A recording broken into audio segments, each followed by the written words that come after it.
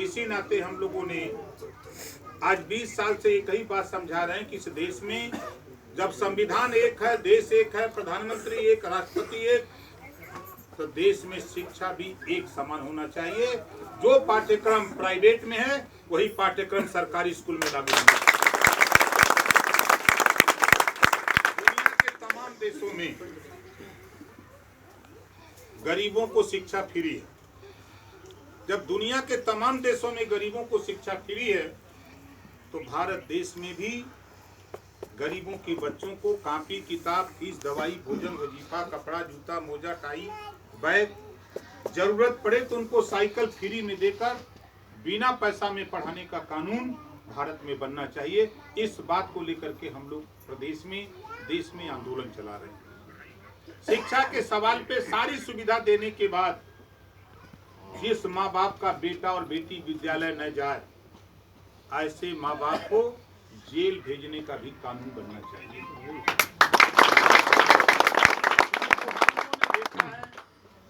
एक पुरानी व्यवस्था के तहत बहुत से लोग कह देते हैं पढ़ लिख के का हुई, पढ़ले लिखले का मिली। आप अपने गांव में टटोलिए, जिस परिवार में शिक्षा है उसके रहन सहन, बोल चाल, खान पान, और जिस परिवार में शिक्षा नहीं है उसके दोनों में तुलना कर लीजिए, आपको महत्व समझ में आ जाएगा। आज दुनिया के तमाम देशों में गरीबों का इलाज फ्री है। हम विधायक हैं जहां से, आपके बगल का जिला गाजीपुर, 5 साल दूसरी बार चुने हैं, 8 महीना लगभग होने जा रहा है। 9 करोड़ 42 लाख रुपया अब तक हो गया। गरीबों के ऑपरेशन और इलाज के लिए हमने अपनी दस्तखत से दिया है 9 करोड़ 42 लाख। विधानसभा के साथ साथ प्रदेश का कोई भी किसी इलाके का, और आपसे भी कह रहा हूं, ऊपर वाला न करे कोई बीमार हो, लेकिन किसी का ऑपरेशन कराना हो, इलाज कराना हो, आप सरकारी हॉस्पिटल से चाहे एम्स में बनवाइए, पीजीआई बनवाइए, मेडिकल कॉलेज, अपने जिले हॉस्पिटल पे या बीएचयू एस्टीमेट बनवा करके हमको दे दीजिए, 10 दिन के अंदर पैसा हॉस्पिटल पहुंच जाएगा और उस गरीब का इलाज फ्री में हो जाएगा। जितना रुपया वो बना के देगा एस्टीमेट डॉक्टर, उतना रुपया हम आपको हॉस्पिटल पहुंचा देंगे इलाज के लिए। आप लोग भी वोट देते हैं, एमएलए बनाते हैं, लेकिन आप अपने से सोचिए कि क्या भदीड़ गांव में किसी को 5000 रुपया विधायक जी आज तक दिलवा पाए इलाज के लिए? व्यवस्था है, सरकार के पास पैसा है, खजाने में पैसा है। इसी नाते हम लोगों ने देखा कि जब ये काम जो हम कर रहे हैं दूसरा विधायक नहीं कर पा रहा है, तो दुनिया के तमाम देशों में अगर फ्री इलाज है तो भारत में भी एक कानून बने, कोई भी गरीब चाहे वो प्राइवेट में इलाज करावे चाहे सरकारी में, जितना रुपया लगे उतना रुपया सरकार दे और गरीब का इलाज फ्री में होना चाहिए। आज आप उठा के देखिए, अभी अगर किसी नेता से पूछा जाए कि जातियों की गिनती 1931 में ब्रिटिश गवर्नमेंट थी तो जातिवार जनगणना हुई। बाबा साहब डॉक्टर अम्बेडकर जी ने संविधान लिखा, व्यवस्था दिया कि हर 10 साल पे जातिवार जनगणना होनी चाहिए। लेकिन 71 साल से हम आप वोट दे रहे हैं, हम लोगों के बाप दादा वोट दे रहे हैं, लेकिन जातिवार जनगणना के सवाल पे सत्ता पाने के बाद सारी पार्टियां शांत हो जाती हैं। तो जब तक जातियों की गिनती नहीं होगी तब तक बराबर हिस्सा नहीं मिलेगा।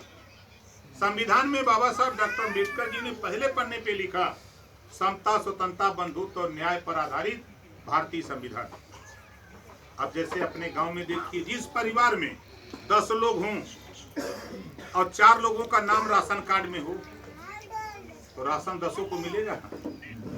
बोलिए, नहीं मिलेगा। ठीक वही स्थिति देश की सियासत में, गिनती नहीं है। आज बेरोजगारी अपने गांव में उठा के देखिए, पूरे मऊ प्रदेश को छोड़ दीजिए, 25 करोड़ आबादी की तुलना मत करिए, 135 करोड़ आबादी देश के, वहां तुलना मत करिए।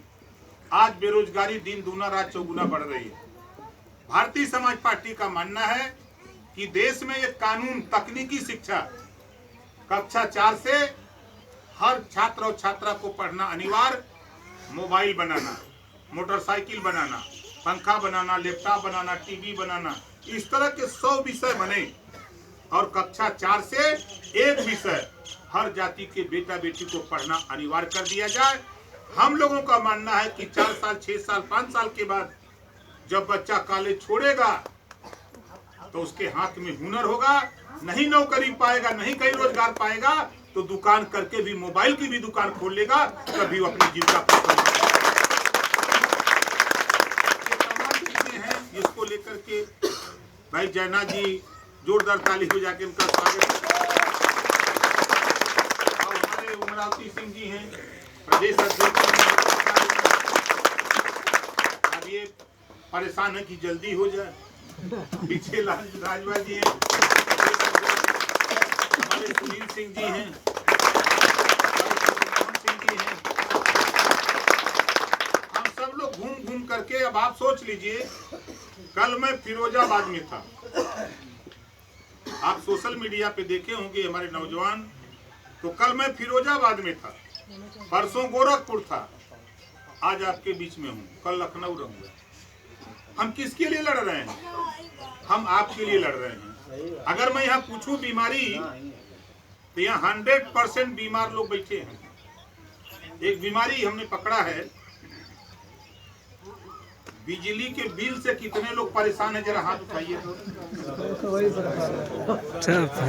अब सोच लीजिए, पूरा प्रदेश बीमार है, लेकिन हम सवाल नहीं करते।